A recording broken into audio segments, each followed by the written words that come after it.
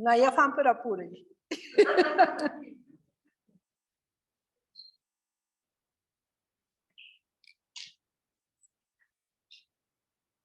Porque si hacemos preguntas se pierden los otros, ¿verdad? Sí. Pero hablar sí podemos. ¿Ya?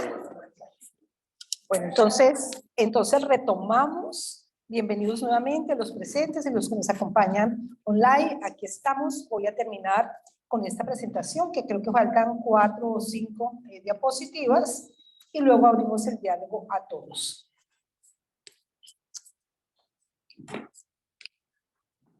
Bueno, entonces decíamos que después de todo este proceso, que Gadamer lo llama como el círculo hermenéutico, tenemos esa tradición experiencial que finalmente es lo que nos va dando elementos para seguir construyendo nuevas dimensiones o interpretaciones de sentido.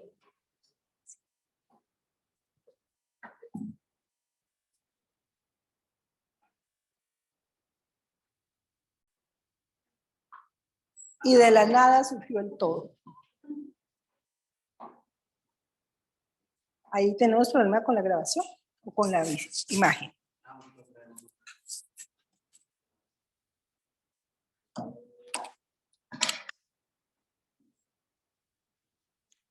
¿Me alcanzo a comer un chocolate? Claro que sí.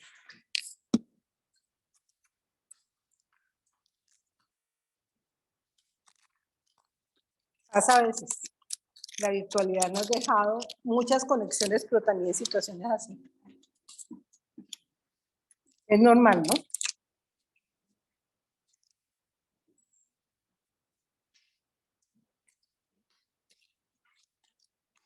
O le doy la palabra a Alex. Alex levantó la mano. Si quieres, ¿ya? O doy la palabra.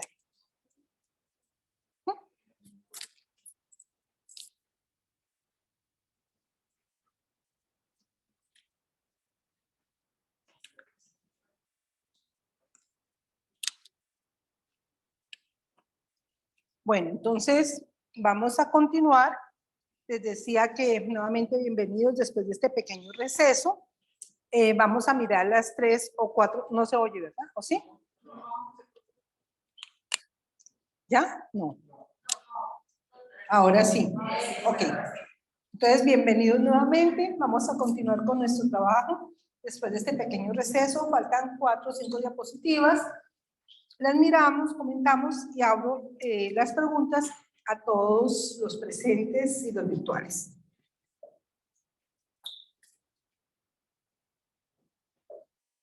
Esa experiencia de sentido que ya van viendo ustedes puede ser la experiencia de sentido que se está viviendo, Maggi 6, la experiencia de sentido que está viviendo cada quien de los que nos acompañan virtualmente, ya sea en comunidad, en su familia o en su propia experiencia personal. Entonces, esa experiencia de sentido no se originó de la misma manera que nuestras experiencias actuales, porque la experiencia de sentido original pues tuvo la presencia de toda la experiencia de revelación, tanto en el Antiguo como en el Nuevo Testamento. Entonces podemos decir que el marco hermenéutico o el marco interpretativo está construido sobre los datos y sobre los acontecimientos que ya han tenido y vivido las personas. O sea, en otras palabras, el marco de sentido o el marco hermenéutico se construye a través de lo ya vivido. Y lo ya vivido se va experimentando por la tradición que todos conocemos, la oral y la escrita. Y también acontece lo mismo con estas experiencias. Ustedes me imagino que van recolectando narrativas de vida de cada una de los magis y narrativas de vida de lo que va aconteciendo. Y eso es lo que va construyendo el marco hermenéutico referencial del magistal. ¿Sí? Por eso es que es tan importante. Y eso es lo que le llamamos tradición experiencial o tradición epistemológica del magis. ¿Sí ven? Ya no nos asusta decir epistemológico. La tradición experiencial del Magis, solo que se oye más interesante. Ustedes dicen, hemos construido la tradición epistemológica del Magis 6. Y la gente dice, sí, después, ¿qué es? Pues es eso, esa experiencia común de sentido. Y la experiencia tiene que tener siempre un marco de interpretación que se constituye en la experiencia y la tradición. ¿Por qué tiene que tener un marco de interpretación? Porque si no, entonces cada uno dice, a mí me parece, yo creo, yo pienso, y entonces, ¿dónde está como que el referente de sentido? Entonces, el marco de interpretación son los lineamientos para hacer el Magis. Y de acuerdo a eso, ya pueden decir con toda certeza interpretar. Si no lo han hecho, los invito y las invito a futuro que vayan pensando cómo recogen todas las narrativas experienciales de los Magis.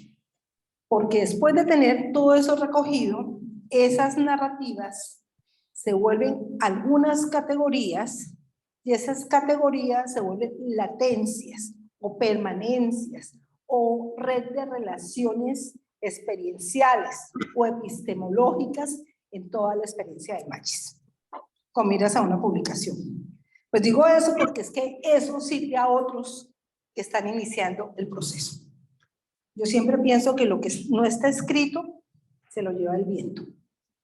Entonces hay que escribirlo, no hay que complicarse mucho, o hay que diagramarlo, o hay que dibujarlo, o hay que ponerlo en red de relaciones.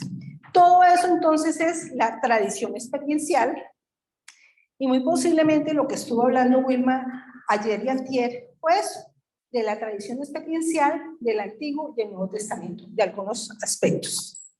Y lo que estamos hablando hoy es de la tradición experiencial, del marco referencial de la antropología teológica relacional. Vamos primero a la misa aquí, para entregar.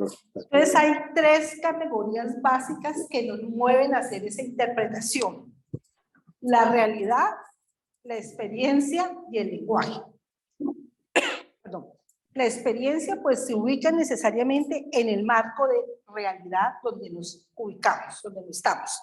Y el lenguaje es la forma como lo manifestamos, teniendo en cuenta que el lenguaje no solamente es la grafía, sino que el lenguaje también son las múltiples formas de expresión de esa experiencia, el arte, la música, la danza, la composición natural, bueno, tantas formas de expresión. Entonces, el ser humano es capacidad de expresar algo que experimenta, pertenecientes a contextos sociohistóricos distintos, a experiencias de sentido diversas, con intencionalidades específicas y basado en imágenes, conceptos, emociones que han atravesado una larga historia. En otras palabras, cuando yo digo categorías, son como conceptos que hay que seguirles la ruta a través del desarrollo de múltiples experiencias, encuentros, etc. Entonces, experiencia, epistemología, realidad, contexto, lenguaje, múltiples formas de expresión de esas experiencias de sentido. Clave tener en cuenta esto, porque lo que van a hacer en la tarde es expresar estas tres realidades: realidad, experiencia y lenguaje, de lo que han vivido durante el día de hoy o durante el Magis 6. Realidad, experiencia y lenguaje. ¿Cómo? Los diré más adelante con la siguiente presentación. ¿Listo? Tenemos que entonces creo que me voy a hacer mejor acá, que las experiencias humanas siempre están teñidas de color. De un color, pues que marca lo social, lo histórico, el sitio donde nacemos, donde habitamos, ¿sí? Ronald Barthes, un gran semiólogo, decía que las paredes Cuando uno se pasa a un sitio y las paredes están blancas o están vacías. Pero son las personas que las habitamos que las vamos tiñendo de colores y de experiencias. Un ejemplo de esos es cuando llegamos a los cuartos aquí, pues están vacíos, o sea, las paredes están vacías, pero las vamos cargando de historia, de colores, vamos soñando, vamos imaginando de acuerdo a las experiencias que vamos viviendo. Entonces, ese es el marco sociohistórico. El género, que es la manera como manifestamos nuestra forma de ser, de actuar y cómo ocupamos el mundo. No estoy hablando del género politizado, sino la comprensión de género, la forma en que ubicamos un espacio sociotemporal, cultural, un contexto geográfico, un país, una región, una identidad que nos va caracterizando y una corporeidad que dicen fulano es fulano y no tal. ¿Sí? Eso es lo que va marcando y va teniendo de múltiples colores como una mora boliviana, peruana, de múltiples ecuatoriana, de múltiples colores, eso a lo cual llamamos identidad.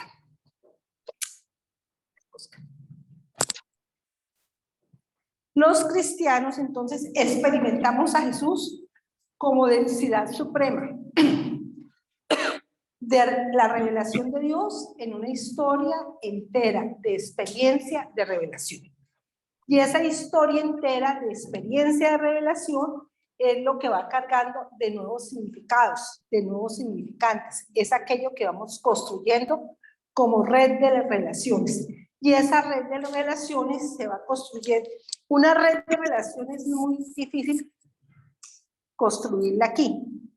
Mientras que una red de relaciones se va entretejiendo como una mola de múltiples colores aquí.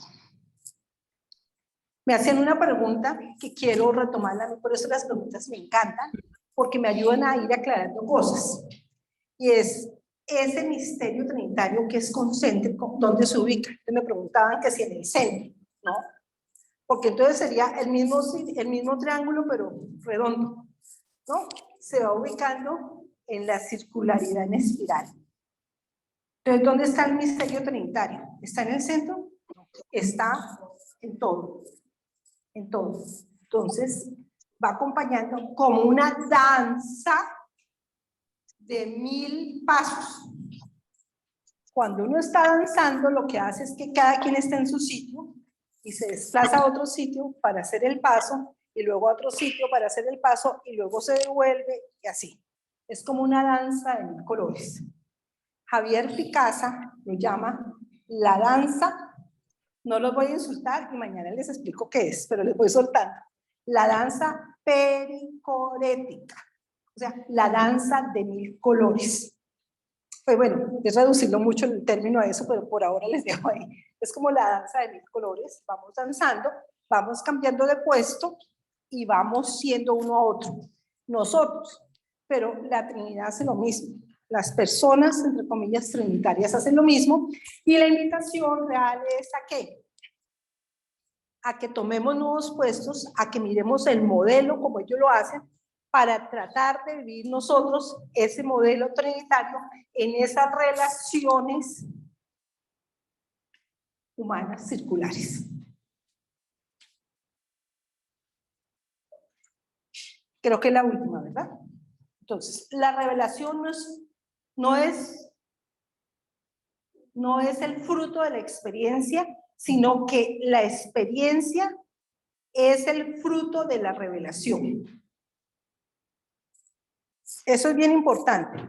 La revelación no es fruto de la experiencia, sino que la experiencia es el fruto de la revelación. Miren eso.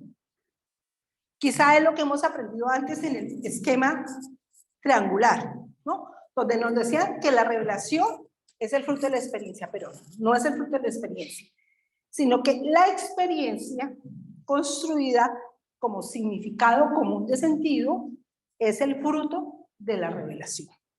Dios se da a conocer a sí mismo a través de las experiencias humanas. Entonces, ¿qué estoy diciendo con eso? Que a Dios no hay que buscarlo ni en los libros ni en el sagrario. A Dios hay que buscarlo en nosotros, en la experiencia común de sentido. Y no en nosotros que nosotros elijamos. Ahí es cuando yo digo en los signos de los tiempos. Es decir, cómo los demás van marcando esa experiencia de revelación y esa experiencia de sentido común. Bueno, he hablado mucho. Ahora quiero oírlas, a los presentes y a los que también están presentes a través de la virtualidad. Alex, creo que empezamos con tu pregunta. Yo me dirijo hasta allá para que puedas oírte en toda parte y aquí tengo mi micrófono. Muchas gracias. Más que una pregunta, era como una aclaración. Perfecto. Entonces tenemos la narrativa de la vida de Jesús interpretada desde la tradición. De ahí tenemos una narrativa de la vida de Pablo interpretada desde la iglesia. Desde la comunidad de fe. Desde la comunidad de fe que debería ser la iglesia. O bueno, o la comunidad de fe. No, de la comunidad de fe, porque cuando hablamos de iglesia uno entra en conflicto. ¿En cuál iglesia? ¿No? Entonces yo prefiero hablar de comunidad de fe pensando en circularidad. Luego viene entonces, digamos, una narrativa de la vida, digamos, de Arrio y de San Agustín. Correcto. Arrio planteaba que Jesús no era divino, era 100% humano, y San Agustín planteaba otra teoría que es la que se discrimina, una se acepta, otra no se acepta. Y entonces pasa la experiencia de vida de San Agustín, interpretada por la comunidad de fe. Y nos llega a nosotros, por ejemplo, esa experiencia también, como la de San Agustín. Digamos, en este momento, por ejemplo, alguien pudiera decir, yo tomo la experiencia, la narrativa de la vida de Ignacio de Loyola, o la narrativa de la vida de José María Escrivá. Y a partir de esa narrativa, vendría la narrativa de la vida de Alex, digamos, la mía. Yo, correcto. La mía sigue la narrativa de la vida de Ignacio de Loyola, la interpretada desde la comunidad de la fe, y ahora yo voy a hacerlo, ¿no es cierto? Y la comunidad de la fe sería la que un poco me ayuda al discernimiento para saber si esa narrativa de la vida está en concordancia,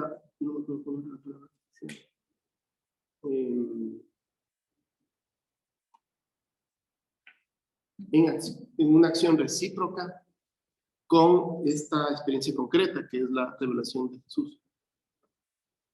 Y digamos, sea como una cadena de cadenas de narrativas. ¿Me preguntas o afirmas? Estoy viendo si estoy bien, que me aclares para saber si estoy correcto. Estás correcto en todo, pero yo le agrego un inicio. El inicio no es Ignacio.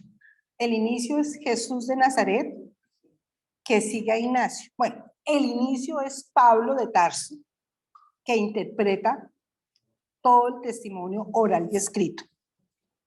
Luego de interpretar lo oral y escrito de la comunidad, queda hasta ahí en la primera parte, digamos, de ese testimonio. Luego, ¿qué hace Ignacio? Teniendo en cuenta eso, Ignacio sigue profundamente a Pablo de Tarso, que es el que más entendió la comprensión de esa experiencia de fe, y así sucesivamente lo que tú dices. Eso es lo que Gadamer dice que son las múltiples interpretaciones de los textos. O sea, que si creemos que eso es cierto, podemos decir que todos hacemos hermenéutica. Pero hay que tener cuidado con el punto de partida para no desvirtuar esa hermenéutica, porque el punto de partida no se nos olvide que es Jesús de Nazaret. Porque si no, entonces uno terminaría siguiendo a Ignacio. Claro, muy interesante, pero Ignacio no construyó iglesia. Ignacio no construyó esa fuente revelatoria primigenia. Quien lo hizo fue Pablo a través de Jesús de Nazaret. Entonces seguimos es a Jesús de Nazaret, conocido por Pablo. Y pongo una anécdota. Mis estudiantes me dicen a veces, uy, ¿qué diría mi obispo si me oyera decir eso? Yo le digo, perdóname, ¿tú sigues a tu obispo o a Jesús de Nazaret? ¿Comprenden eso? Bueno, ustedes lo comprenden mucho. Ellos se ponen morados. No sé si de la risa o de la rabia que les conteste así, pero claro, nosotros no seguimos a ningún obispo, seguimos es a Jesús de Nazaret. Y con el respeto de cualquier obispo, pues hay que ayudarle a recordar que seguimos es a Jesús de Nazaret. ¿Está claro? Bueno, tú tenías una pregunta o aclaración. O te surgió otra, bueno, aquí está. Perdón. Discúlpame que te voy a ceder un momento y luego acá. Vamos a ceder porque eso es lo que significa estar fuera de aquí. Lee, por favor, para que todos... No, por favor. Ah, yo tengo que ponerme las de ver. Lee tú y leo.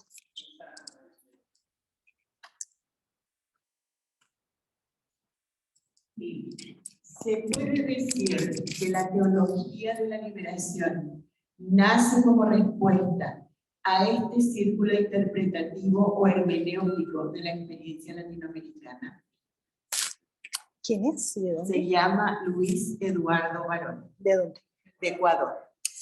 Luis Fernando, muchas gracias y bienvenido a este foro y a estas preguntas. Me encanta tu pregunta. Soy de Colombia. Me encanta que te vincules con esta pregunta. Clarísimo que sí. Clarísimo que sí. La teología de la liberación, no voy a entrar en la discusión del método, de lo que dijeron, de lo que no dijeron, estoy hablando en lo simple de la teología de la liberación en sus inicios. Claro que sí, se puede decir que es una manera de interpretar, y ni siquiera el contexto, que es una manera de poner en acción la aplicación del Concilio Vaticano II en América Latina y el Caribe. Y si quiero decir más, podría decir que es una manera de cómo la Conferencia Episcopal de Medellín lleva a poner en contexto eso. Que hoy estemos de acuerdo, o que haya balances, que haya acuerdos o desacuerdos, es respetable.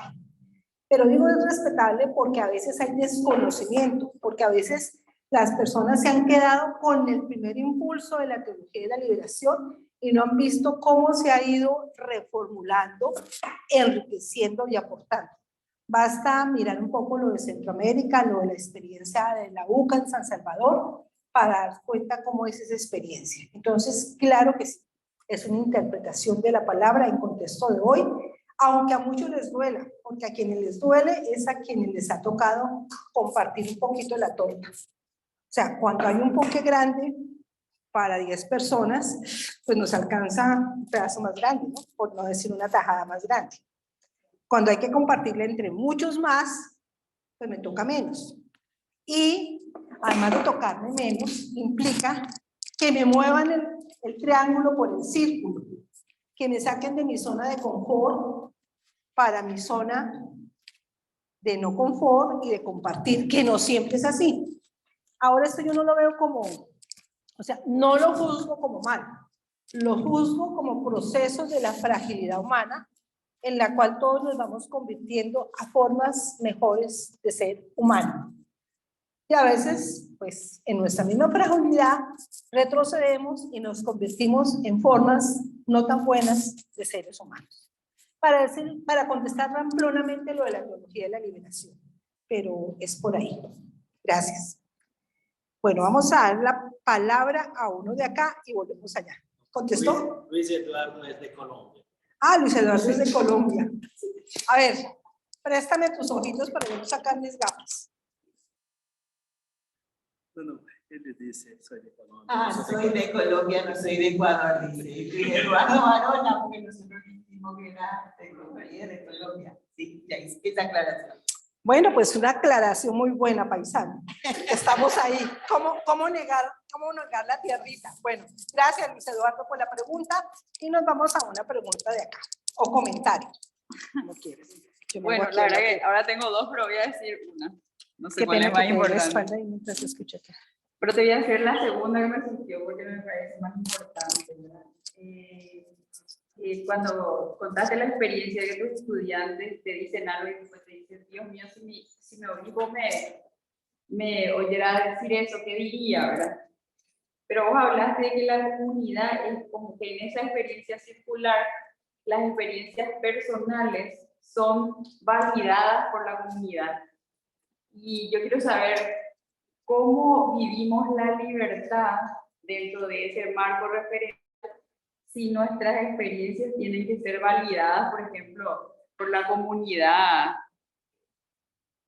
obispos, sacerdotes, ¿verdad? Y nuestra misma comunidad, ¿verdad? O sea, ¿en qué medida reprime nuestra libertad y en qué medida tenemos libertad para vivir nuestra experiencia de Jesús?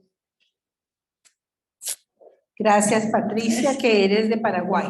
Bueno, yo, como ya colocaste la cámara hacia acá para no moverme tanto, me siento a responder desde acá. Miren, esto, la pregunta tiene otra intencionalidad que no sacaste, que debe estar atrás de esa pregunta, pero lo que quiero decir es que el marco interpretativo de referencia para las acciones es el Jesús de los Evangelios. Cuando nosotros creemos que nos estamos separando de ahí, estamos siguiendo a un personaje y nos apartamos de Jesús de Nazaret.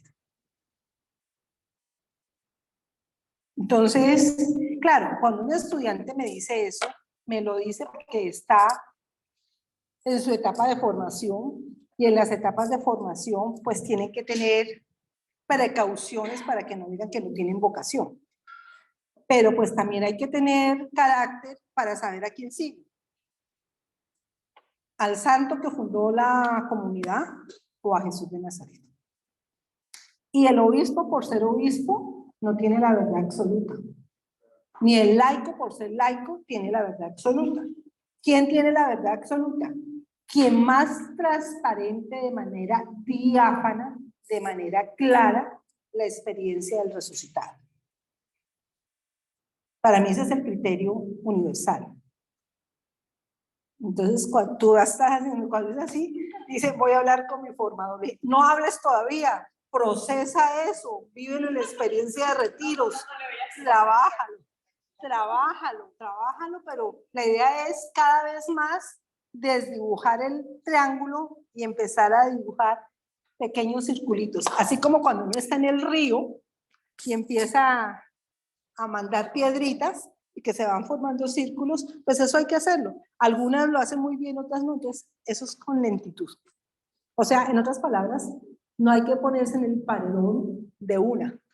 Hay que también ser un poco estratega con ese proceso. ¿Alguna otra pregunta? Ya. A la voz que le encanta a algunos. La pregunta es muy sencilla. En la diapositiva 16 hay una frase que hasta ahora está en el español de interpretación. La experiencia es un marco de interpretación. Tengo ganas de eso cuando esto ocurre.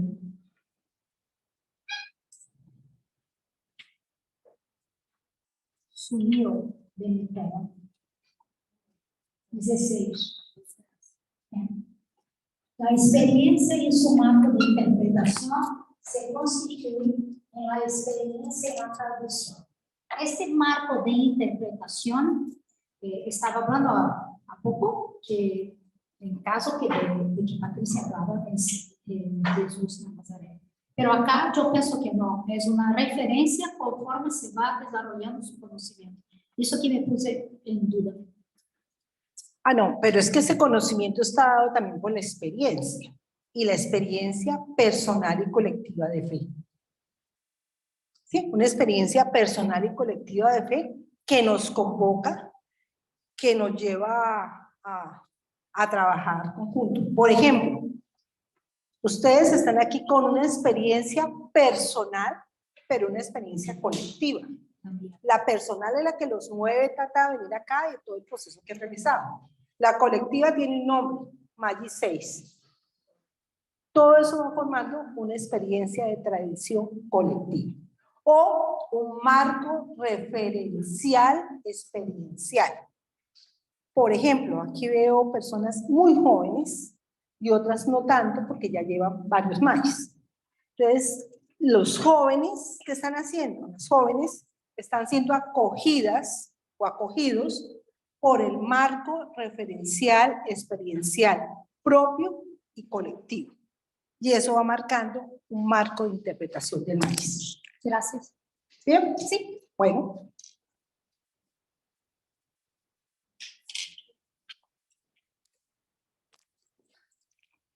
Está aquí está el micrófono. Perdona que te des. Dos preguntas. Una es, a raíz de lo que decía Alex y lo que le respondiste, han hecho referencia a Pablo, ¿no? Ajá. Que interpretó Jesús. No podemos acudir directamente al Evangelio o todo tiene que pasar por Pablo.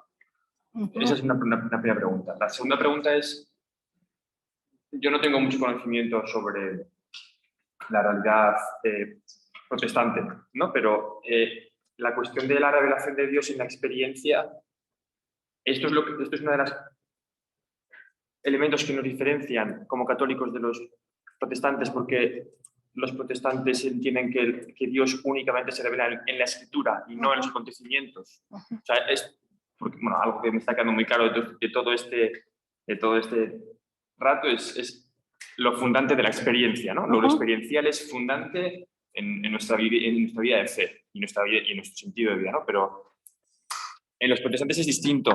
O sea, Dios se revela únicamente en la escritura y no entienden esta parte experiencial, o estoy yo confundido. Vamos por partes. Primero la primera. Sí. Bueno, Pablo. O sea, ¿hay que regirse por Pablo o hay que ir directamente? No. Vale. ¿Por qué? ¿Por qué no hay que...? O sea, lo de Pablo es más una cuestión pedagógica, didáctica. Porque Pablo fue quien mejor entendió cómo fue el asunto. Y como fue quien mejor entendió, pues, si él fue quien mejor lo entendió en esa época, pues para nosotros nos quedaría más práctico, finales del siglo II de nuestra era, pues entenderlo mejor. Pero no necesariamente, ¿sí? La fuente puede ser textos directos, si sabes el griego, el hebreo, el arameo, si no está mediado por el método histórico crítico y todo lo demás para entender directamente el texto. Pablo, una persona del común que atacó a los creyentes y que después por la experiencia de fe de las comunidades terminó siendo uno de ellos, pues uno dice, hombre, esto tuvo que tener algo ahí. Entonces, a mí me ayuda mucho, pero si a otros no, no pasa nada. O sea, no es un absoluto, ¿vale?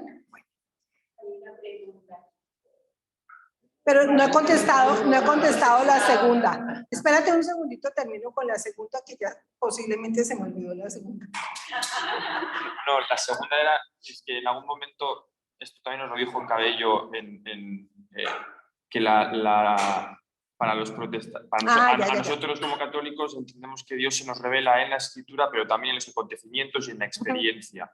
Y una cosa que nos diferencia, o que entendemos que es distinto en el mundo protestante, es que le atribuyen la posibilidad de revelación de Dios únicamente a la escritura. Y si esto es un poco lo que estamos hablando de ello, ¿no? Sí, bueno, hablar de protestantes es generalizar. Vale. Y yo le tengo pánico a las generalizaciones. Pero un grupo grande de protestantes concibe la revelación como ahistórica. Es decir, la revelación termina en el texto sagrado. Nosotros no. Nosotros, a partir del Concilio Vaticano II, que fue, entre otras cosas, uno de los mayores aportes, es considerar la revelación como histórica. Chévere. Entonces, cuando se concibe como histórica, quiere decir que se saca del marco bíblico y se coloca en la historia. Y continúa. Y continúa todo el tiempo. Si nosotros por alguna forma se acabara en este momento la vida, igual continúa, no termina. Nuestra revelación es histórica. La de un grupo significativo de nuestros hermanos de las iglesias separadas es ahistórica, porque no conciben que Dios se siga mostrando y que siga hablando a través de los acontecimientos de hoy. Si yo entendiera eso, quiere decir que ¿para qué hago nada más si todo ya está dado? ¿Sí? En cambio, cuando lo ponen en cuestión histórica, nos ponen una antropología dinámica, donde hay que seguir leyendo en la historia de los tiempos y en mi propia historia cómo Dios me habla, donde hay que seguir haciendo discernimiento, oración, pilas para ver cómo ahí Dios me está hablando. Entonces cobra mayor sentido la experiencia de oración colectiva y personal. ¿Sí? Okay.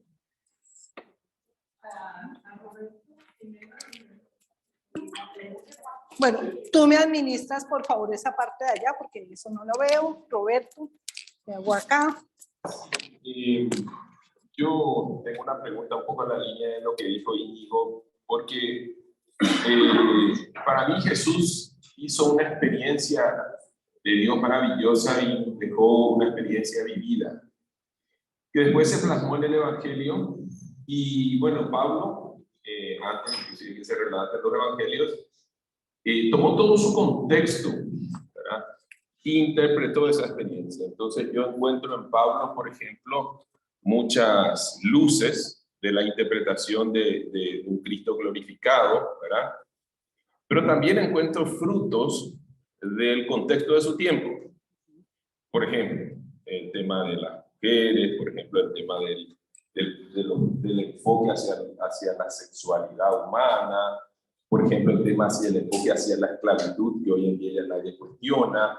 O sea, hay temas concretos de Pablo, ¿verdad? Y de esos escritos, que son temas fruto de su interpretación en el contexto de su tiempo, ¿verdad? Entonces, desde mi punto de vista, esta misión o esta propuesta que vos nos das de ir interpretando, inclusive debe reinterpretar. O sea, este trabajo de Pablo no termina con Pablo, ¿verdad?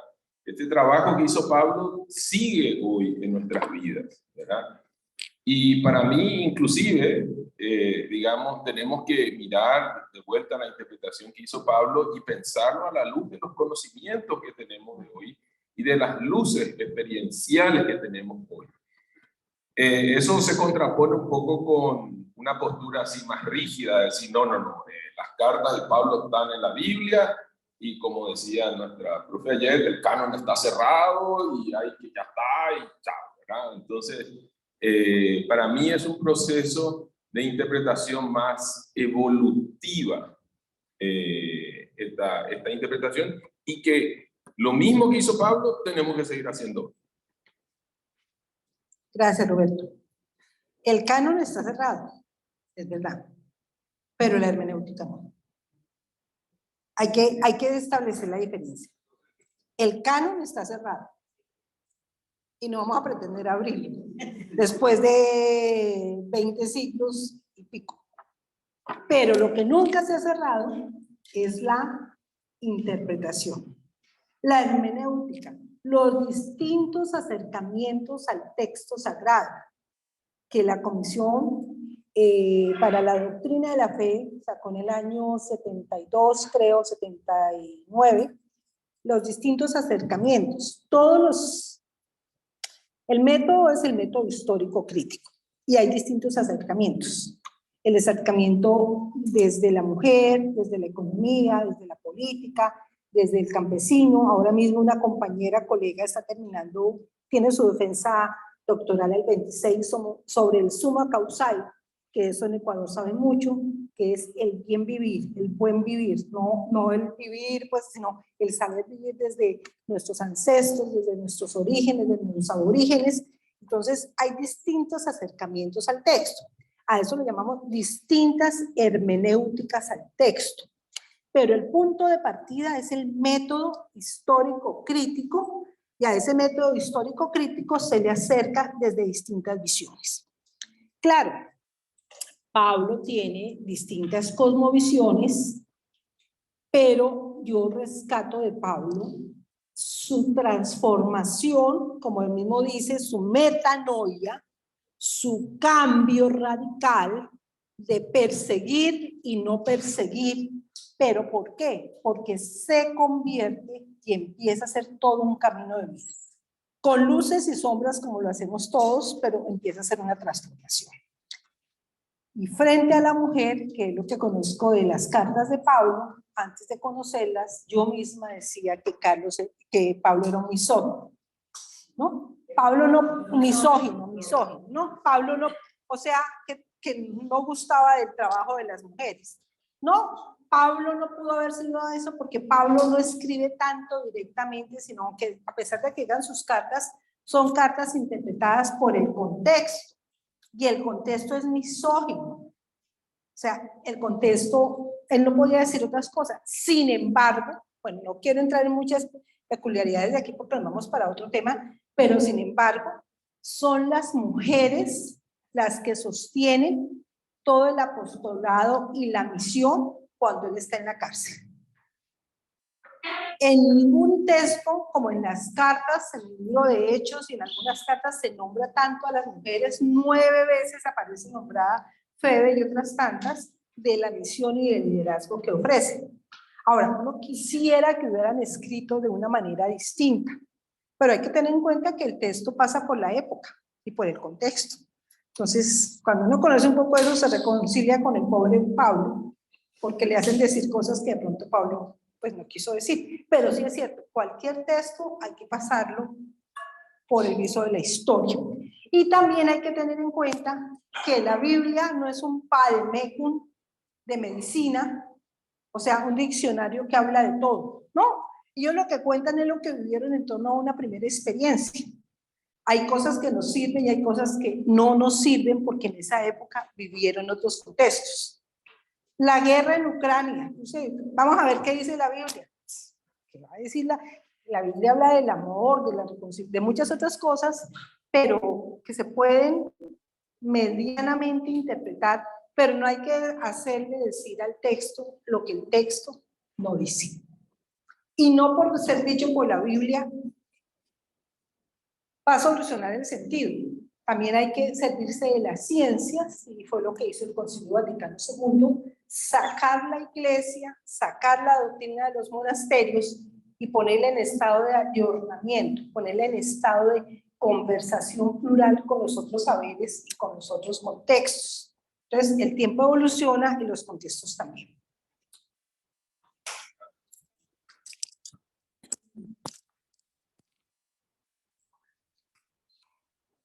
La pregunta, el pedido de opinión de Pepe Siancas de Sebequí en Perú, y dice así: es interesante lo del presupuesto de ruptura y esa fe como obligación aún no se concreta en la realidad, pues ante el dolor de los desechados de este modelo económico, la respuesta de esta comunidad cristiana es la de mirar de lado.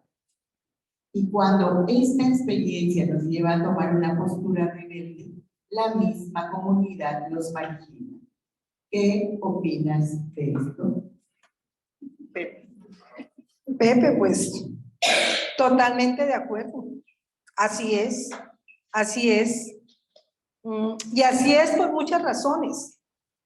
Yo a esas razones les llamo la injusticia, la inequidad, la vulnerabilidad, la ausencia de misericordia y el vivir en una situación o en un contexto o en una comprensión trinitaria piramidal, donde yo no me muevo de mi piso, donde yo no me muevo de mi zona de confort y yo no doy pasos para transformarme. Porque es que yo no puedo transformar, entre otras, la realidad si yo no me transformo a mí misma. Y eso es paulatinamente, porque ustedes saben que la vulnerabilidad humana es así. Así somos, coherentes e incoherentes, intentando serlo cada vez más y a veces cada vez menos, pero apostándole a que ahí estamos. Y además, esto no se da solo, se da con algo muy interesante y es la gracia. A nosotros se nos ha olvidado que en este proceso no estamos solos, que la gracia de Dios habita en nosotros. Cuando digo habita en nosotros no quiere decir que llega de fuera, no, que está dentro. O sea, ¿de dónde llega? ¿De dónde llega? No, no llega a ningún lado, está en nosotros. Sin embargo, nos han enseñado que la gracia llegó. Entonces, uno dice, uy, ¿en qué llegó? ¿En qué medio de transporte llegó? No, la gracia no llegó, la gracia está en nosotros. Y entonces, ¿por qué no se ve? Porque algunas veces, ustedes ya saben que no me gusta generalizar para no herir susceptibilidades y porque no es justo generalizar. Ustedes saben que muchas veces los procesos catequéticos nos enseñan que hay que recibir los sacramentos porque la gracia nos llega y hay que recibirla. Yo no sé, pero yo me imaginaba, cuando me decían eso de la preparación para la primera comunión, yo era mirando a qué hora llegaban. Pues en esa época estaba como muy de moda todo lo de los extraterrestres y todo, y hasta me imaginaba que de pronto por ahí me llegaba un destello de gracia. No, la gracia no llega, la gracia está. Y entonces, perfecto. Es que es un ejemplo. Bueno, vuelvo a decir despacio. La gracia no llega, la gracia está. Coloqué una anécdota que no vale la pena repetirla, pero la repito. Yo me imaginaba cuando estaba preparándome para la primera comunión que decía que la gracia llegaba con el Espíritu Santo, que llegaba con los extraterrestres, que de pronto me llegaba un destello de luz y esa era la gracia. Muchas cartillas en las catequesis dicen eso, y realmente la gracia no está, no llega, sino que está, habita en nosotros. Entonces, ¿qué tendríamos que hacer en una buena catequesis? Dar una catequesis o acompañar una catequesis para desbloquear la salida y que podamos hacer cada vez más acciones graciosas o agraciadas o llenas de gracia. Pero a veces con la ruptura entre lo profano y lo sagrado, lo que estamos haciendo es bloquear esa salida. Entonces ponemos obligatoriedad, colocamos bloques de cemento donde impedimos que la gracia salga. Y después le decimos a las personas, ahora sí, vivan la gracia. Cuando toda la vida en la enseñanza religiosa primera, lo que hemos hecho es bloquear la salida. Y a más mayorcitos, pues los bloques son más grandes. Entonces lo que tenemos que bregar o hacer es intentar desbloquear la salida para que esa gracia que habita en nosotros cada vez se muestre, se evidencie más a los demás. ¿Y eso de quién depende? De cada uno de nosotros, y si tenemos apoyo comunitario, pues mucho mejor, porque es más fácil hacer las cosas en compañía que hacerlas solo. Solo nos toca más esfuerzo, en compañía vamos ahí acompañaditos y así las cargas se hacen menores. Entonces cuando se trabaja en comunidad nos ayudamos más a que esas cargas pues se vuelvan menos pesadas, más ligeras y vamos desbloqueando la gracia. Muy posiblemente a todos estos grandes santos y santas, pues lo que les pasó fue eso, que fueron a punta de oración, acción, no solamente oración, o sea, oración vital, carnal en la realidad, fueron desbloqueando, fueron volviendo libre el paso y llegó un momento o muchos momentos y procesos en que eso se hizo tan libre, que eran diáfanos, que eran transparentes, mostrando la gracia de Dios habitando en ellos. ¿Sí? ¿Hay contrarrespuesta ahí? Una afirmación y te doy la palabra a ti. Vamos hoy a privilegiar mucho a los que están desde fuera soportando el calor o el frío de la diferencia horaria. No, es simplemente un compartir de María Auxilio de Paraguay, en donde dice, la gracia de Dios está en nosotros, el Espíritu de Dios lo hemos recibido en el bautismo. Y si me equivoco, me corrigen, por favor.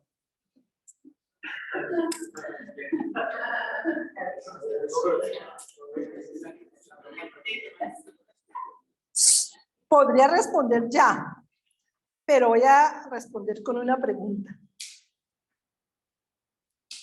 ¿Qué pasa cuando la gracia habita en la persona y esa persona no se bautiza?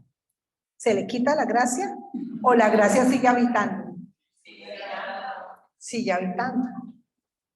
Entonces, preguntaría, bueno, voy a decir una palabra no grosera, ¿no? Porque iba a decir una palabra groserita ahí. Entonces, ¿para qué me bautizo si la gracia está? Ah, eso es otro cuento. Si yo creo, si la gracia está, el bautizo lo que hace es acompañarme en comunidad por padres y padrinos para que esto acontezca de manera más eficiente. Lo pongo con un ejemplo. Si me está doliendo la cabeza y me dicen, pero bueno, eso pasa, yo, bueno, esperar que pase. O si me dicen, tómate esta pasta que te ayuda, pues yo me la tomo para que me ayude. Entonces, si te dice, la gracia está, así no te bautices. Pero si te bautiza, la comunidad te ayuda, te acompaña para que esto sea más eficiente. Venga, ¿dónde están? Yo me bautizo porque quiero que me ayude. ¿Sí? Y eso mismo acontece con todos los sacramentos. Porque para que haya sacramento, se necesita que haya comunidad. Voy a poner el ejemplo rapidísimo en cada uno de ellos. Rapidísimo. Estoy en el esquema circular. Rápido pero lento. Rápido pero lento. Bueno, ya es un término que me voy a llevar de acá. Rápido pero lento. Pues en el bautizo ya lo dije. El sentido del bautizo es impulsar por la comunidad para que eso acontezca, para que la gracia se vuelva mucho más maleable. No sé si me entiende la palabra maleable. Sí, es la misma en portugués. Dime. Es la misma en portugués, maleable. Perfecto. Para que se vuelva más maleable, para que sea más dócil, para que eso salga a la luz. Por eso dicen que padres y padrinos y comunidad tiene esa misión. Yo lo pongo un interrogante. Creo más en la comunidad creyente de fe que acompañe que padres y padrinos, porque a veces hay que acompañar a los padres y también a los padrinos. Pero bueno, pues la idea es esa. Y también a los padrinos, pero bueno, esa es como la idea. Bautismo. Confirmación. Pues desafortunadamente para la confirmación le han puesto la paloma solamente, pero finalmente es el misterio trinitario que acompaña la vida del adolescente o del adulto para que eso que aconteció en algo que él ni se dio cuenta siga permaneciendo ahora, y eso muchas veces lo hacen obligados, no sé aquí, lo hacen obligados o presionados por el grado 11, último grado de colegio, para que mi hijito o mi hijita salga de una vez con eso listo, para que cuando se vaya a casar ya no tenga problemas. Entonces, ahí es donde yo digo que los sacramentos se vuelven en experiencia de obligación y no experiencia de celebración. Un adolescente no quiere nada, no sino que le digan esto y no lo hace. Mejor que le digan cuidadito, se confirma, a ver si de pronto lo hace. No, entonces no quieren nada, pero el sentido es la comunidad que apoya su experiencia de fe. Y uno viene teniendo experiencia de fe es cuando es consciente. ¿Y cuándo se hace consciente? Cuando se estrella. ¿Cuándo se estrella? Cuando llega a una situación límite. Cuando vuelve a preguntarse por lo fundamental, ¿qué hago aquí? ¿Y para dónde voy? Cuando tiene una experiencia de pérdida, de separación, de bueno, tantas cosas. La Eucaristía. ¿Qué es la Eucaristía? La Eucaristía no es otra cosa que la mesa compartida. La mesa compartida. La mesa compartida es la mesa compartida. Cuando uno hace un convite, una invitación, cada quien lleva algo, todos ponemos, como la pirinola, todos ponemos y todos tomamos. Esa es la mesa compartida. Por eso es que las paraliturgias y las celebraciones familiares son mucho más ricas. Porque todos ponemos y todos compartimos. Y en las otras, unos ponen y los otros escuchan. Bueno, esa sería la Eucaristía. El sacramento del matrimonio. ¿Qué hacemos ahí? Invitar a nuestros amigos, ¿o no? A nuestros familiares. ¿A qué? A que presencien el sacramento de lo que ya ha pasado. ¿Qué ha pasado? El amor. De lo que está pasando, el amor. Y de lo que soñamos con que siga pasando, el amor. Invitamos al sacerdote a que presencie nuestra celebración, porque los celebrantes son las dos personas. Digo las dos personas, los celebrantes son las dos personas. Lo invitamos a que presencie. Las fórmulas de consagración y demás la hacen los cónyuges, porque ellos son los protagonistas. Usualmente uno dice, ¿y quién los casó? Yo le digo, por eso se le acabó esto rápido. O sea, ¿quién los casó? O sea, ¿quién presenció? Porque es que ¿quién los acompañó en el proceso? Y acompañarlos no es dar la bendición y chao, es acompañar en el proceso. Por eso es que las catequesis sacramentales, más que ser previas, deben ser después. Nuestra sociedad es casamentera. Cuando uno ve casamentera, cuando uno ve parejas y cuando se casan, y cuando se casan, y cuando se casan, nunca las vuelve uno a ver. Por eso digo que son casamenteras. Uno va y comparte la fiesta y el convite, la invitación y después los deja solos. O sea, está todo como mal organizado. Hay que reorganizarlo un poquito. El sacramento del orden. Yo vivo en invitaciones a esas celebraciones por todos mis alumnos. Sacramento del orden. Orden.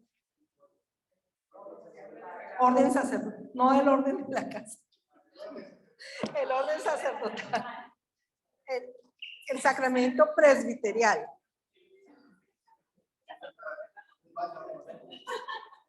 Entonces a mí me da mucha risa porque yo voy, me divierto mucho cuando pues todos mis estudiantes me invitan a más celebraciones bien largas, ¿no? Porque son 4, 5, 6, 8 que se consagran, hay diaconales, manecitas, órdenes. Y entonces uno ve los carteles de la gente, de la comunidad que estuvo con ellos y luego nunca más vuelven allá. Entonces realmente el sentido de ordenarse es el sentido de servicio a la comunidad. La gente es la que lo lleva ahí, la gente donde hizo sus primeros pinos en su misión pastoral.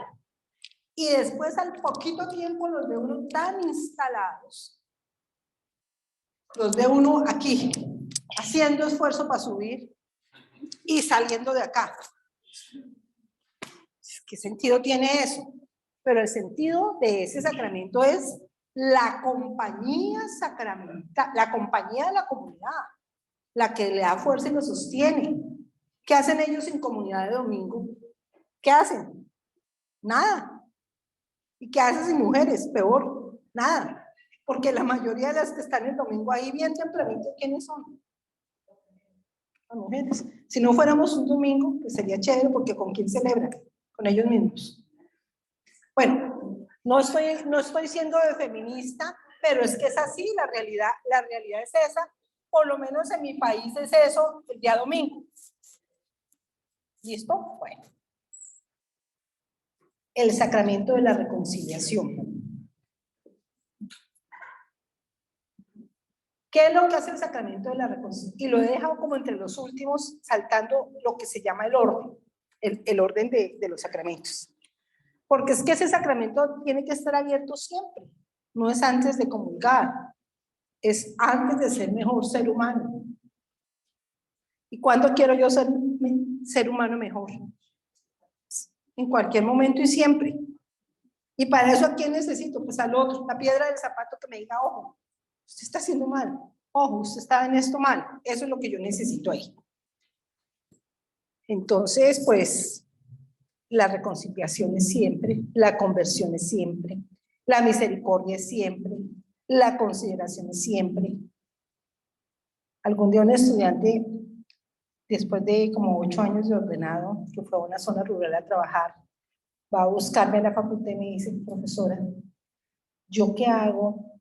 Que vienen, bueno, no sé si lo pueda decir, lo voy a decir, ya empecé, que viene una pareja separada y que está viviendo sin el sacramento porque por la iglesia misma no pudo separarse y quieren la comunión. ¿Yo qué hago? Entonces le digo, ¿tú vienes por fórmulas escritas para que tu conciencia esté mejor? ¿O tú quieres hacer oración, pensar qué haría Jesús, a quién rechazaría y a quién acogería? ¿Y en qué momento sería escándalo público o en qué momento podría trabajar esto como un proceso distinto? Me miraba y después dijo, ¿pero al fin qué? Digo, al fin nada, de ahí piensas, ¿qué haces?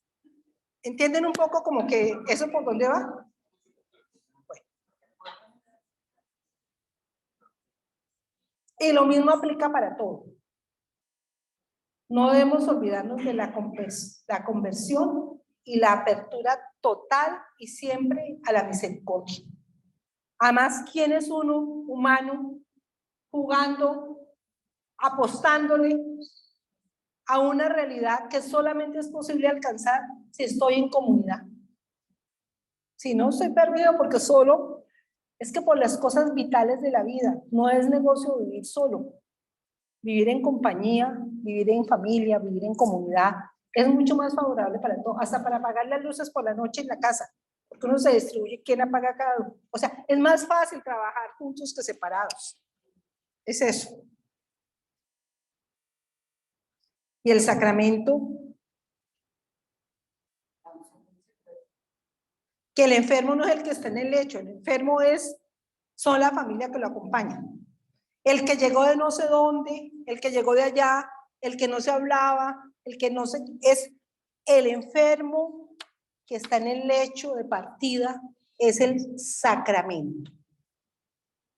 Es el sacramento. La comunidad de familia, porque nunca llega un extraño, sino una familia. ¿Qué son?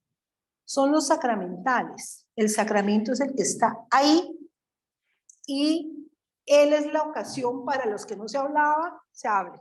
Para los que no habían vuelto a la casa, vuelvan. Para que él es la ocasión. Entonces, él lo que está haciendo es reuniéndonos en torno al lecho para que, pues para que el amor sea vital entre los que quedan. Profesora, ¿qué pasa? Dime. A veces tu entonación sube y baja. Sí. Y tengo que vocalizar más, terminar las heces. Eso es algo. Bueno, sí, es que a veces se me olvida. Muy bien. Entonces lo que digo es que el enfermo es la ocasión. ¿Para qué? Para que el que no se hablaba se hable. Para el que no se reconciliaba se reconcilie. O sea, él está haciendo pongo entre comillas esa palabra porque es fea, pero está siendo como el instrumento o la mediación para que vuelva la unidad familiar. Entonces, si no hay comunidad, eso no acontece. Y otros podrían decir, ¿y qué pasó con el que se muere y no alcanzó? Pues esa intención se da cuando se ha muerto. Porque de alguna manera los que estaban lejanos vuelven y eso se da. No podemos ser tan fideístas, tan puntuales, tan rigurosos, tan en la rúbrica, que uno piense que eso ya no se va a dar. Ya se da porque ya está salvado, la gracia ya ha existido en todo su proceso. Creo que no se me escapa ninguno, ¿verdad? Y el sacramento final, dime. Y el... En algún contexto que jugaría la excomunión por lo que acabas de decir. Dime. En algún contexto que jugaría la excomunión por lo que acabas de decir. No. Bueno, no sé, yo en mis clases lo hablo así. Pues lo hablo mucho más, sino que aquí, como sé que se está grabando y demás, pues estoy tratando de ser más... Estoy tratando, pero no porque, no por la censura, sino porque cosas dichas fuera de contexto y escuchadas así pueden hacer más daño que bien. ¿No? Pero en clase yo soy muy zafada para hablar y no pasa nada porque es real. Bueno, pues porque tampoco sigo a ningún obispo, sino a Jesús de los evangelios. Bueno, preguntas. Genial. Tú me dices, Andreia, cuando ya no me resistan más.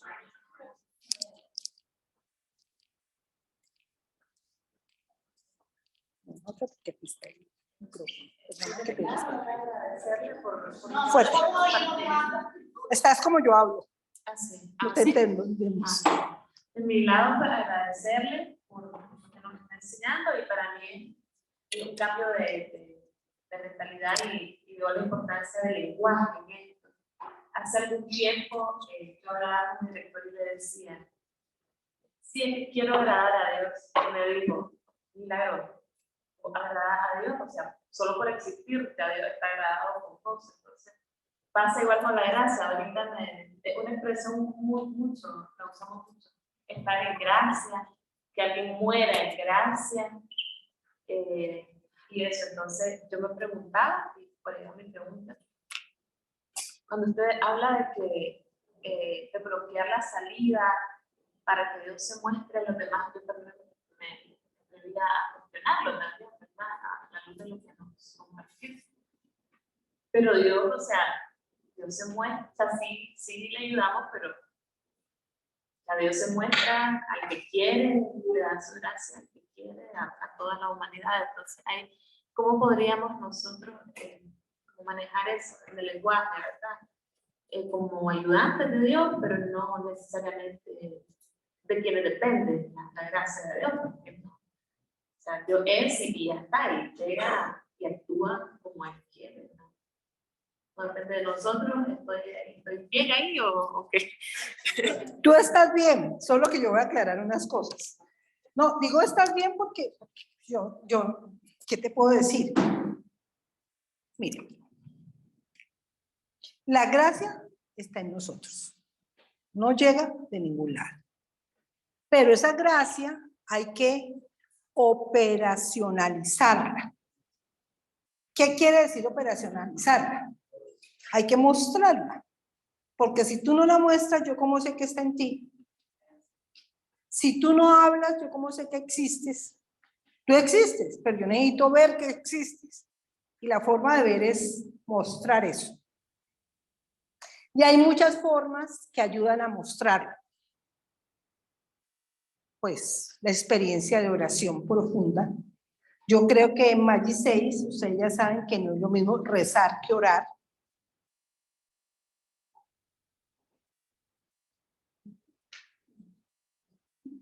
¿Ok?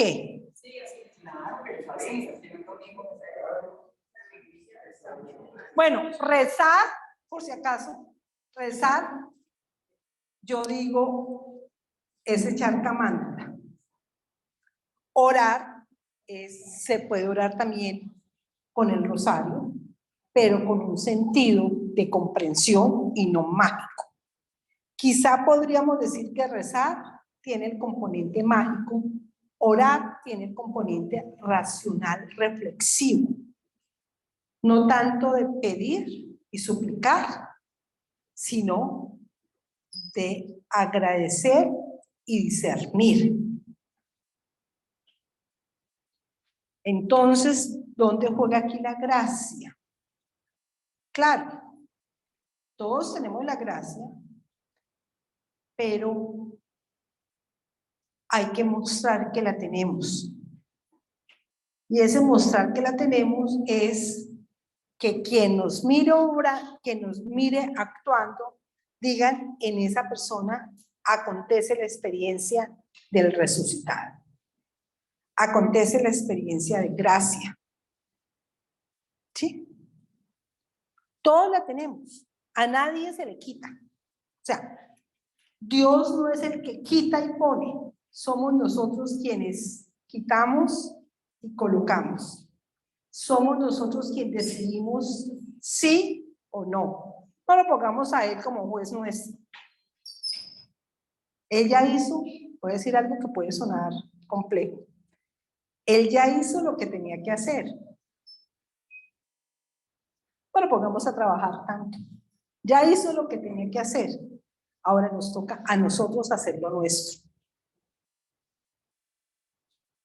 A veces en la historia de la catequesis, de la formación religiosa, se nos ha vendido el discurso de gracia, pecado.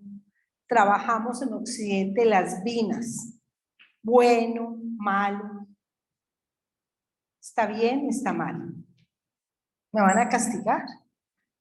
¿Voy a llegar tarde? ¿Me están mirando? ¿No me están mirando? ¿Eso es para calificar o no? ¿Eso tiene valor? No manejemos ese sistema binario. Simplemente la vida va siendo, la vida se va dando. Y es tú, en tu experiencia de oración, donde vas captando cómo va siendo ese desvelamiento, ese mostrar de la gracia en ti. Entonces, de pronto tú pensarás, mi padre o el padre o mi formador me ha dicho esto o aquello. Respetable. Pero lo que sí sé es que lo que más quiere Dios en nosotros es que seamos felices. Y que esa felicidad la mostremos viviendo el evangelio de la mejor forma posible, sin ser bobos o bobas. O sea, a lo bien, pero disfrutando la vida. Bobos o bobas o tontos. ¿No? Bien. Ahora, lo que dice el Evangelio y que ponga la otra mejilla. Pues hay que leer el contexto donde se dijo.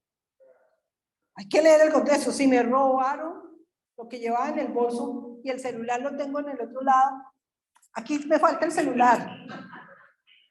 Pues estoy ridiculizando el asunto, pero es para que se rían un poco también. O sea, hay que entender las cosas en la proporción y en el contexto. ¿Vale? Había otra manita levantada por ahí.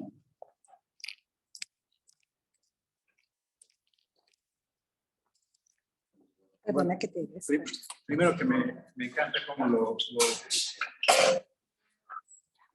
me encanta cómo lo muestras, los ejemplos que das, etcétera, etcétera. Y esa referencia a la comunidad me resuena mucho. Hola. Primero que me encanta cómo pones los como ejemplos. Yo. Sí. Ahora ya veo cómo es. Me resuena mucho esta referencia a la comunidad a una frase de Hans Yali que habla del criterio de proporcionalidad, que nuestra relación con Dios es proporcional a la relación que tenemos con nosotros mismos y con nuestros hermanos. Entonces creo que este concepto de comunidad que hablas, y también entiendo cuando dices la comunidad nos valida, yo creo que nos apoya, porque puede haber un momento, y teniendo alguna pregunta que hayan hecho sobre la libertad, puede haber que tener una ruptura con mi comunidad, porque el de fondo es seguir a Cristo. y sí puede ser Pablo una manera de acercarme a él, pero en el fondo de la historia es esta relación que yo tengo con el Señor, con esta gracia o lo que es más que está dentro de ti. El hecho de que ya visualicemos o veamos que está dentro de nosotros, en realidad de sacar cosas para que se muestre, creo que es genial. Y también considero que los ejemplos que has dado dependen mucho del proceso de fe. ¿En dónde en el proceso de fe está la persona? Uno de los ejemplos que has dado me parece que vienen de quizás un proceso inicial donde el ministerio todavía queda mucho por detrás, para ponerlo de alguna manera, contextualizar lo que decía. Entonces, en esa lógica, y tomando en cuenta los ejemplos que has puesto, varios ejemplos que has puesto, de una iglesia, digamos, la iglesia hoy día, en distintas circunstancias, ¿qué opinas de la sinodalidad? Este concepto, digamos, que me parece que es muy dado con el de la derecha. ¿Y cuál sería el rol del laico en este nuevo mundo, o bueno, esa propuesta de Francisco de sinodalidad? O sea, básicamente, sinodalidad, entiendo, es hablar, pero yo lo veo como una horizontalidad. Cuando, como tú bien has hecho referencia, hay espacios que claramente son verticales y esto va a generar un poco de roce. General, tu opinión. Ok, gracias. Creo que todo esto de la sinodalidad es muy importante y yo creo que hay que empezar por el lenguaje, porque tú dices, ¿cómo ves la situación del laico? Y yo me pregunto más bien, ¿qué papel tengo que ocupar como creyente? O sea, cuando yo me pregunto, imagínate, tú te preguntas como la situación del laico, pero no nos olvidemos que el laico está aquí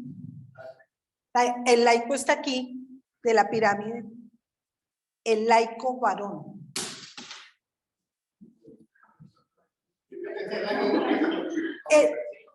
El laico varón, no, en esta estructura. Y la mujer laica está acá. En la estructura. El religioso está acá y la religiosa está acá, más abajo. Para poder acercarme al banquete eucarístico con paz, con celebración y no con obligación, yo tengo que verme acá, porque si no, no puedo compartir la mesa. Entonces, todo este proceso sinodal es el momento de vivir a profundidad la experiencia significativa de fe en distintos círculos, porque tampoco yo puedo absolutizar mi comunidad. O sea, tenemos un dicho que yo creo que lo conocen, no podemos colocar todos los huevos en la misma cesta, porque se acaba la cesta y me quedé volando. Tengo muchos núcleos que apoyan mi experiencia de fe. Muchos núcleos. Entonces, ¿cómo veo la sinodalidad? Como la oportunidad para visibilizar, mostrar, cacarear o hacer bulla de lo que no hemos podido decir antes. La oportunidad para empezar a propiciar más espacios participativos, pero no a reclamar. Es que esa cuestión del reclamo se va volviendo con el tiempo tan constante que termina por ignorarse. No reclames, haz. No pidas, propon. No te latigues en una esquina, ve al centro. O sea, es la oportunidad de empoderarnos públicamente, porque yo sé que cada uno se empodera en su familia, en su lugar, en su localidad, en su espacio, etcétera, etcétera. Entonces, es la oportunidad de quitar el velo y salir a la plaza pública. Eso es. Yo no lo puedo pensar de otra manera, porque si lo pienso de otra manera me hubiera ido para otra iglesia hace mucho tiempo. O sea, tengo que pensarlo aquí adentro y bajada de la estructura piramidal.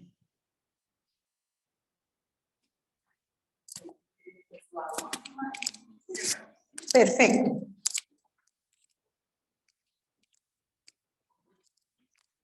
Dos cosas. La primera rápida, que también lo ha comentado un compañero en el online. Yo quería comentar que a raíz del presupuesto de ruptura que comentabas, el tener esta fe cristiana como experiencia de obligación, siento personalmente que a veces nos fractura nuestra vida, la compartimenta y hace que nuestra experiencia religiosa sea un apartado que se resume en obligación, y eso impide que lo abarque todos los aspectos de nuestra vida, y por eso algunas dinámicas se entienden siempre en clave de pecado, o uno no puede sentir que está en contextos lúdicos, festivos, y que eso comulgue con su experiencia de fe, y es algo que quizás también estamos observando en algunos entornos. Por ejemplo, pues en Ecuador, donde vivimos en un entorno rural, pues sí que como que se separa mucho, ¿no? Lo sacramental, la fe se reduce a lo sacramental, muy cerrado y obligado, y el resto como que un poco más que es pecado, el resto de cosas que no son, ¿no? Y eso como que fractura mi vida y la compartimenta en, bueno, mi profesión, mi familia y luego mi fe, ¿no? En vez de simplemente como reflexión. Y luego una pregunta es, has comentado el hecho de que el origen de las primeras comunidades cristianas tiene una estructura en espiral. Al romanizarse nos volvemos jerárquicos y una iglesia de masas. Y también Castillo también ahí, por ejemplo, apuntaba que el sentido del bautismo cambia radicalmente en cuanto a un proceso de conversión a una iglesia de los bautizados que se bautizan sin proceso ¿no? Y también por eso también se separa el bautismo de la confirmación en estos momentos que antes estaba junto, ¿no? La pregunta es, ¿cuánto tenemos que desromanizarnos para volver al origen? En cuanto a qué estructuras de nuestra iglesia romana, latina, original, debemos abandonar, o igual estoy siendo un poco bestia, pero o desprendernos de ellas para volver a un origen, ¿no? En cuanto a, o sea, bueno, quiero decir, la estructura del clero en el Vaticano se asemeja mucho al consulado romano, y de hecho bebe mucho de todo eso, ¿no? ¿Cuánto tenemos que desromanizarnos para volver a una iglesia un poco más oriental, Capadocia, de lo que hablabas? Ok, bueno, es interesante. Cuando tú estabas hablando yo me sonreía porque yo sé que hay que cambiar todo, pero no, mentiras. No todo porque, o sea, la estructura es importante, porque sin estructura no podemos existir. Aquí mismo en Magis hay un grupo coordinador, hay un grupo de logística, hay un grupo de, bueno, si eso no existiera, el problema es cuando esa estructura se convierte en ejercicio de poder y no de servicio. ¿Sí? Entonces, ¿qué ha pasado? Que en la iglesia jerárquica se ha jerarquizado tanto que se ha convertido en un ejercicio de poder y no en un ejercicio de servicio. Yo creo que la organización es importante, es fundamental. Hay alguien que, y no una persona, hay grupos de personas que tienen que estar mirando por dónde es. Solo que eso tiene que pasar por el contexto socioeconómico y cultural de las regiones. Porque no es lo mismo lo que diga el obispo de Roma en Roma, por fortuna es latino, bueno, y tiene otras visiones. Por eso es tan importante tener en cuenta esa parte. ¿Cuál sería la solución? Pues va a sonar cajonero, o sea, no sé si entienden la palabra cajonero. Sí, como coincidente la respuesta, pero yo creo que olvidándonos de Capadocios y todo, la sinodalidad es una oportunidad para que las estructuras de poder también se abran a unas estructuras de servicio, menos opresoras, menos excluyentes y más al servicio. Pero eso es como una utopía. Pero ¿por qué es una utopía? Explico. Porque nadie, no puede salir un decreto donde diga menos opresora y más servicio. Eso va con la dinámica interna de cada persona. Por esto este movimiento de cardenales y todo esto que está como tratando de dibujarse en el nuevo mapa o en el nuevo tablero de ajedrez para que las cosas sean menos fuertes, menos opresoras y más dinámicas. Pero eso va a ser una constante y un desafío que va a permanecer siempre en cualquier estructura humana. Como desesperante, pero no, porque estamos nosotros y tantos grupos que queremos hacer algo nuevo. Bueno, con esto nos vamos. Muchas gracias. Listo.